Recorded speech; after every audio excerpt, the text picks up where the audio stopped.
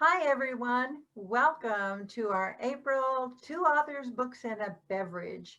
Today, we have a special guest that's joining us. I've got my coffee, There Mary's you got go. her wine, Of course. and our special guest has her Coke. There you Uh, go. I'm going to turn it over to Mary to introduce our special guest that we have today. We're excited to have Lisa McDonald. She has 15 years of experience in online marketing. She's a multi-published author and has been doing cover art for several years. I can attest to that.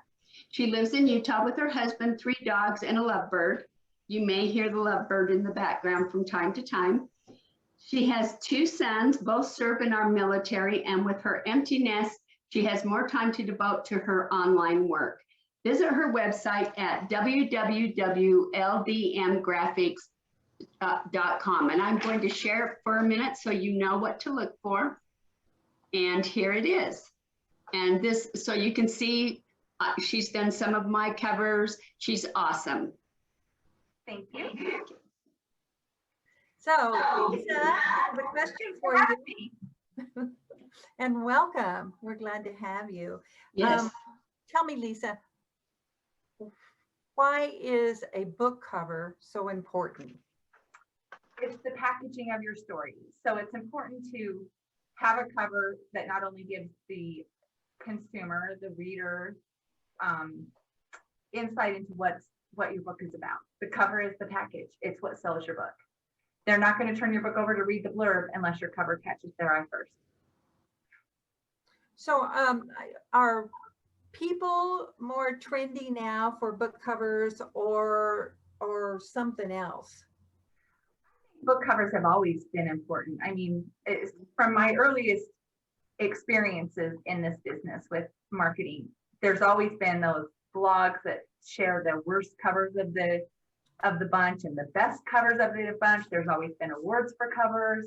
And now with the ease of publishing for many authors, you know, indie authors especially, cover art is just, it's really in demand, and you want to make sure you get a cover art that understands the market and how to put together a cover. Now, you've done my covers. This is my cover artist, and I love my covers. But yet when I go to Goodreads and I see some of the covers now, the trend is kind of more color cartoon type thing or something. I cannot stand the covers now, but people seem to love them. It's kind of like a cozy cover. I don't know. How do you explain that? Well, it's something that within each genre. When we see Scottish historicals, we expect to see some sort of kilt, some sort of Scottish castle. Even if the kilt is not the plaid, we want to see the plaid somewhere on the cover, because that is cluing in the consumer instantly that it's a Scottish story. It has a Scottish element to it. I think that the cartoony covers, the ones are more, they're easy to determine that it's a humorous romantic comedy or it's a cozy. Those have a definite feel to them now that's trending more with that type of genre.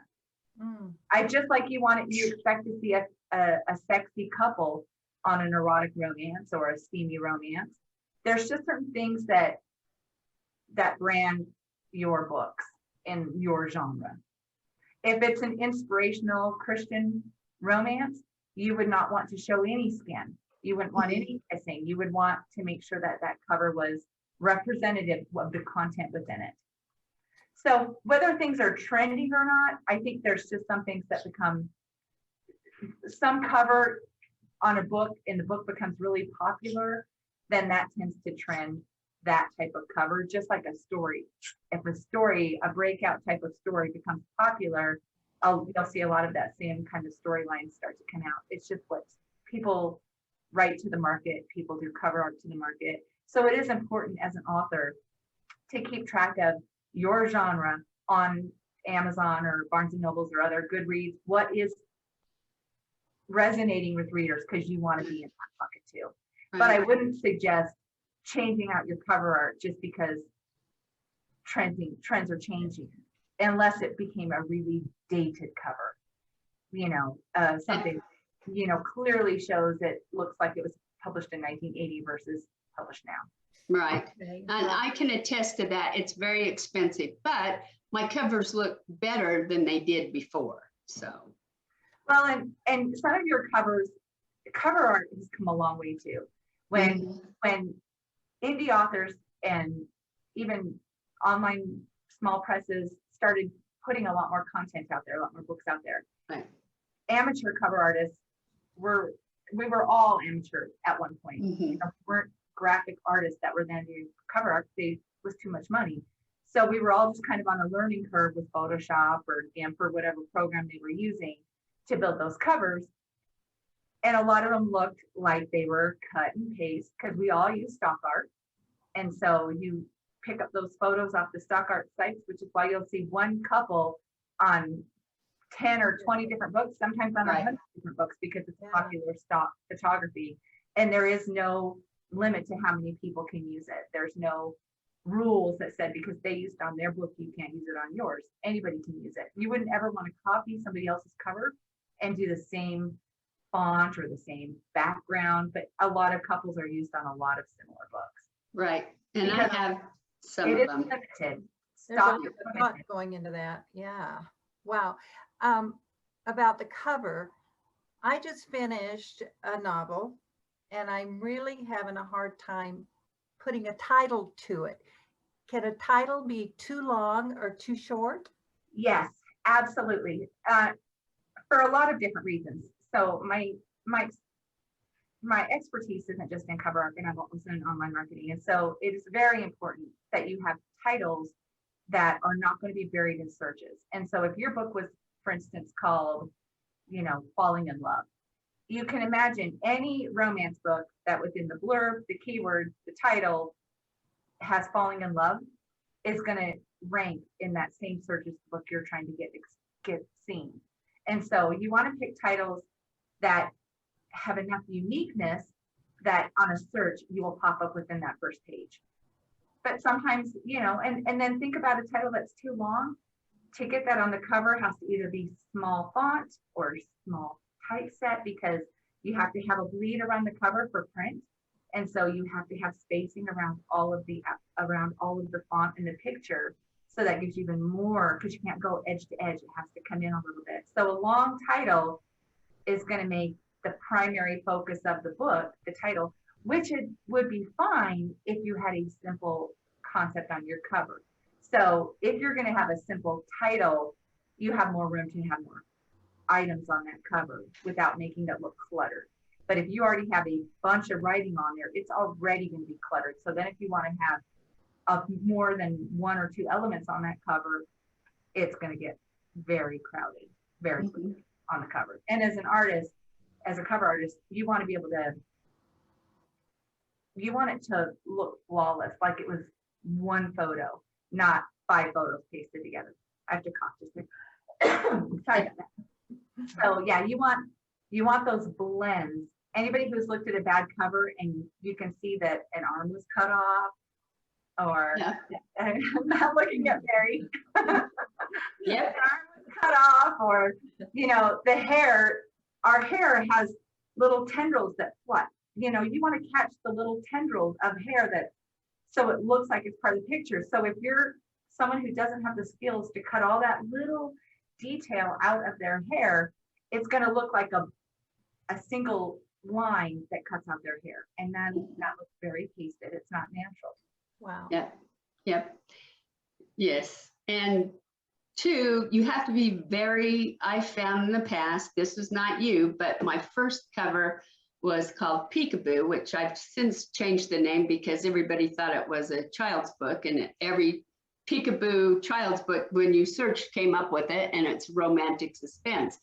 But I said she received notes, and so the cover artist put notes on it, but they were Post-it notes, so they were different colors, which lent to Peekaboo because they look like building blocks. And so you have to communicate with your cover artist very clearly. And I can only speak for myself as a cover artist, and I want input. I want my that when I'm going to get work on the cover, I would appreciate the author having gone to Amazon and said, I really like this font. If it will work the way this font looks on this book, whether it's a big squirrely, scrolly type of romantic font or whether it's block letters, because I don't want to have to keep redoing. And so if the more information I can get, the better it is. I want input on a lot of levels. I send mock-ups, I send links to the photos I want to use to see if the person will work. And then if not, I'll keep looking. I don't know that that's the way it is for a lot of cover artists. Some cover artists, you kind of get what you get. You can ask for 1 or 2 changes and that's what the price you pay. I know authors don't make a lot of money, so I'm pretty reasonable, I think. Yes, she is very reasonable, everybody. And another thing is I'm probably the worst person because a lot of times it's like, I don't know what I want, but I'll know it when I see it. That's probably not the good thing to do. The one of the benefits for you and I is that we have a long history together. Right. So I knew what you didn't want. And so I could come up with some ideas that said, okay, so here's what, you know, some ideas. I remember the wedding dress book. Yeah. So, you know, that was one of those ones. And it was once I said, what about something like this? You're like, oh, it wasn't even in your mind that might have been something you want, but you love that cover. That was, and I still had trouble with the different, you did all those different colors and I could not decide. I'm really easy. Changing font color, changing font style are simple fixes. So that's an easy thing for me to fix as a cover. I would never gripe to someone onto that. Now, if I did all the work to cut somebody out and cut out their hair and put them on a background and spent, you know, a day or 2 working on them, and they said, no, I guess that couple really doesn't work. I'm like, okay. I'll put that one in the file for someone else down the road because that work's not going to waste. oh. Yep. So what about a blurb on the back? So you're, once again, your space is limited. So you want a blurb, and you know, blurbs are a tough thing from the marketing perspective. You want to explain your book in the fewest words possible, but you can't do it too short, or there's not enough there. But think about how big the font's going to be and how many paragraphs it's going to be, and will it fit on the back of the book? If it's a page-long blurb, then that blurb has to fit on the back of that book, and your font is going to be really small and so difficult to read. And if somebody has a hard time turning your book over and reading the blurb on the back, they're going to assume, their brain is going to link that and think your book is going to be difficult to read as well, because that's just the way we are. If they see a sexy person on the cover, they're going to assume there is sexiness within the book. So if you wrote a sweet romance, don't put a half-naked couple embraced on a bed on your cover, because the reader is going to wonder where the sex was within the book. So there is a correlation between what the content within the book and the cover. You want a cover that can, you want a cover that sells your book. So you want font that stands out. You want your name to be readable. You want the title to be legible. You want the title to stand out small on the computer, because remember, on a computer, online stores like Amazon, it's a smaller thumbnail of your book. It's not in front of them. So you want font that even in that small thumbnail can still be recognizable to what it says and legible. And I wanted to, we've been talking a lot about sweet romances and romantic and sexy and all of that. I wanted you guys to see a few things that she's done, because she's my artist. She's done fantasy. So, you know, we've got the fantasy going on, and here's the cover in the back, just plain that you can pretty much see. But she also does women's fiction, which is my 4 sisters. Let's get it out of here. Oh, there. There you go. And so they've got the young ones, and as they grow to adults, and still, and you can see, well, maybe not because of the light, maybe, but you can see how readable that is. The only reason you can't see it is because I've got a light shining. But I wanted you to see that she does all kinds of genres, not just romance. She does, and I think you do sci-fi too, don't you? Don't you have a client? So if you go back to screen sharing and you go to my website. You bet. I'm going to do that right now. So you can go to gallery. Okay. And there, if you click on gallery, You can see quite a few covers that I've done there. Oh, yep. Yeah, a lot. I'm just gonna, okay, there's the one I just showed you. And there's another one she's done of mine. Oh, and she does cookbooks too, because there's my cookbook. But no, she does everything. So I also, another thing, maybe not for this particular topic, but if you go to specialty designs, okay, there you go. this is something I also do is this is if you've lost a family member and you want them in your family photo, I can add them. This is my sister's family and her daughter tragically died. And so I add her into all of their family photos. Oh, that's so cool. Yeah, wow. That is. Okay, anything else you want to look at? Oh, and she's got available pre-made. Pre-made covers that you can purchase. And notice this bride one. This is one that she came up with, and I'm like, no, that's not what I want for my bride one. But I loved my bride one that she came up with, but I also like that one. But so, and the next one, see, it has a bit of plaid in it. So that one is, you can clearly see it could be for a Scottish story. Right. So Lisa, you've got all kinds of. Lisa, are the pre-made book covers cheaper than custom? Yeah, well, yes and no. So most of my custom covers run at similar pricing to the pre-made. It would depend. So if someone came to me and all they wanted was one photo that didn't need any kind of tweaking on it, and all they needed was font put on it with their title and their author name, that would be much cheaper than even one of these pre-made covers. Because I mean, that's just one stock photography. The only time it gets more expensive is how many pictures I'm going to be cutting and layering and blending, and because that each one takes a lot longer. So if I have to do a lot of intricate detail, that's of course going to make the price go up. But she's still reasonable. Average price would be $50 a cover. Wow. It's probably average. That is reasonable. Wow. One more question. I know our time is getting short. Right. But I have one more question. Do you have questions for the author that wants you to do a cover for them, or do we just tell you what the book's about? So both. I mean, I will take any information the author wants to give me, but I've also had authors who didn't even have a blurb, so I wrote the blurb for them too.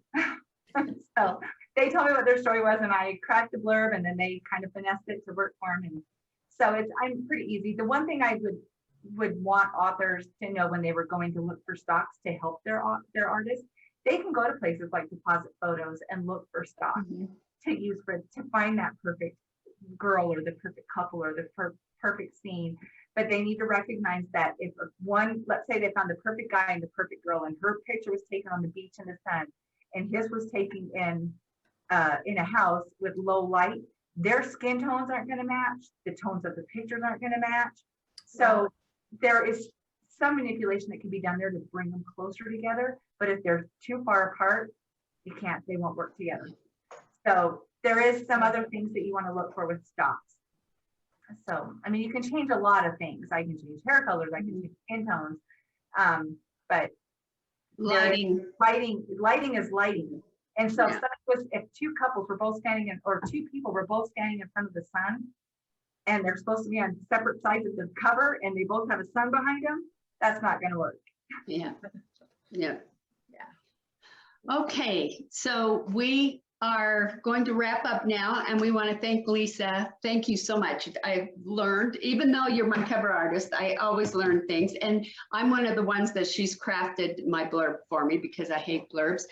So she's great, but she also has so much more information to share with us that I think we might do a part 2 about some other marketing tips of maybe banners or something like that. For sure. Okay. Great. Good idea. Fun.